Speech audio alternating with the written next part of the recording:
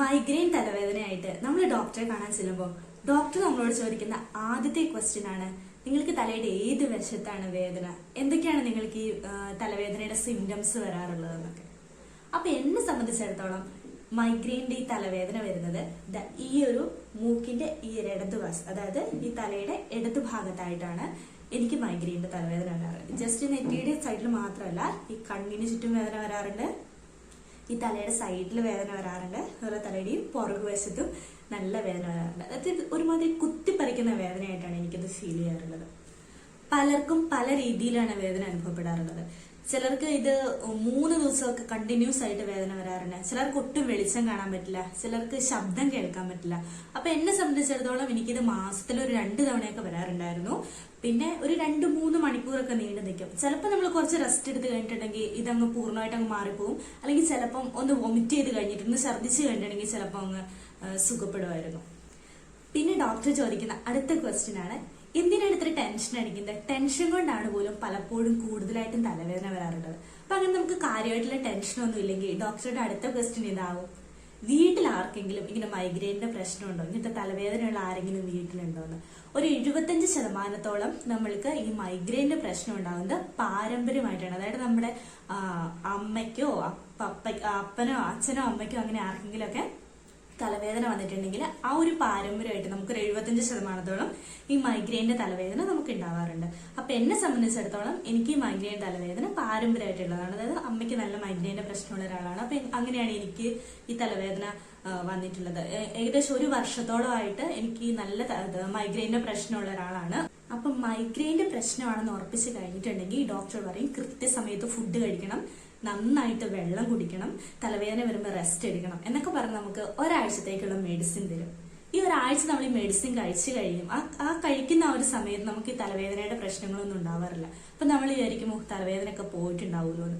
പക്ഷെ കൃത്യമായിട്ട് കുറച്ച് ദിവസം കഴിയുമ്പോൾ പിന്നെ ഈ തലവേദന വരാറുണ്ട്. അപ്പം ഒരു ഡോക്ടറെ അടുത്തല്ല 3 പേരുടെ അടുത്ത് ഞാൻ ഈ സെയിം പ്രശ്നമായിട്ട് പോയിട്ടുണ്ട്. 3 പേര് ഇതുപോലെ തന്നെ ഒരാഴ്ചത്തേക്കുള്ള മരുന്ന് തന്നിട്ടുണ്ടായിരുന്നു. കഴിക്കുമ്പോൾ പ്രശ്നമൊന്നുമില്ല, കുറച്ച് കഴിയുമ്പോൾ വീണ്ടും ഈ തലവേദന വരും. അപ്പൊ ഞാന് എന്താ പറയാ, സ്വന്തമായിട്ട് ഒരു കാര്യം ഈ തലവേദന മാറാനായിട്ട് പരീക്ഷിച്ച് സക്സസ് ആക്കിയിട്ടുണ്ട്.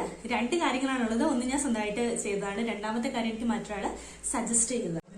അപ്പൊ രണ്ടാമത്തെ കാര്യം ഞാൻ ആദ്യം പറയാം, അതായത് മറ്റൊരാളെ സജസ്റ്റ് ചെയ്തൊരു കാര്യം നിങ്ങൾക്ക് 100% എഫക്റ്റ് ആയിട്ടുള്ള ഒരു കാര്യമാണിത്. ഇത് ഡാബറിന്റെ റുമാറ്റൽ ഓയിലാണ്. ഡാബറിന്റെ റുമാറ്റൽ ഓയിലാണ് ഇത്. നമ്മുടെ effective relief from musculoskeletal and joint pains ഇതിൽ എഴുതിയിട്ടുണ്ട്. ഇതിന്റെ വില എന്ന് പറഞ്ഞിട്ടുണ്ടെങ്കിൽ 110 രൂപയാണ് കേട്ടോ. ഇത് ഒരു ബോട്ടിലാണ് നമുക്കിത് കിട്ടുന്നത്. ഇങ്ങനത്തെ ഒരു ബോട്ടിലാണ് കിട്ടുന്നത്.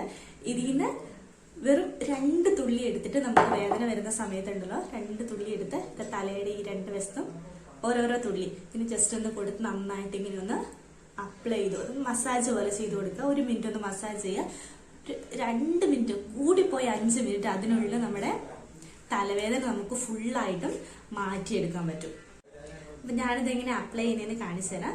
ഞാൻ 2 വിരലിലും കുറച്ച് എടുത്തിട്ടുണ്ട്. ഇത് ജസ്റ്റ് നെറ്റിയുടെ 2 വശത്തും ഇങ്ങനെ ഒരു മിനിറ്റോളം ഇങ്ങനെ വട്ടത്തിലൊന്ന് മസാജ് ചെയ്ത് കൊടുക്കാം. ശേഷം കണ്ണടച്ച് ഒരു 2-3 മിനിറ്റ് ഇരിക്കും. നമുക്ക് പെട്ടെന്ന് റിലീഫ് കിട്ടുന്നതാണ് കേട്ടോ. ഇവിടുത്തെ ഈ രണ്ട് സൈഡിലും നന്നായിട്ടൊന്ന് മസാജ് ചെയ്ത് കൊടുത്താൽ മതിയാവും. ഈ വേറൊരു കാര്യം എന്താണെന്ന് വെച്ചിട്ടുണ്ടെങ്കിൽ ആവി പിടിക്കുക എന്നുള്ളതാണ്. അതെന്താ പറയുക, വെറുതെ ഉള്ള ആവിയല്ല കേട്ടോ. ഒരു ചെറിയ കഷ്ണം കൊടംപുളി, പിന്നെ ഒരു പേരയുടെ ഇല, ഒരു വെളുത്തുള്ളിയുടെ അല്ലി ചതച്ചത്, ഒരു ചെറിയ കഷ്ണം ഇഞ്ചി ചതച്ചത്, കൃഷ്ണ തുളസിയുടെ 3-4 ഇല, ഇതെല്ലാം കൂടെ 1.5 ഗ്ലാസ് വെള്ളത്തിലിട്ട് മൂടി വെച്ച് നന്നായിട്ട് തിളപ്പിച്ചെടുക്കുക. നന്നായി തിളച്ച് കഴിയുമ്പോൾ നമ്മൾ നന്നായിട്ട് ഫുള്ളായിട്ട് കവർ ചെയ്തിട്ട് നന്നായിട്ടൊന്ന് ആവി പിടിച്ചെടുക്കുക കേട്ടോ.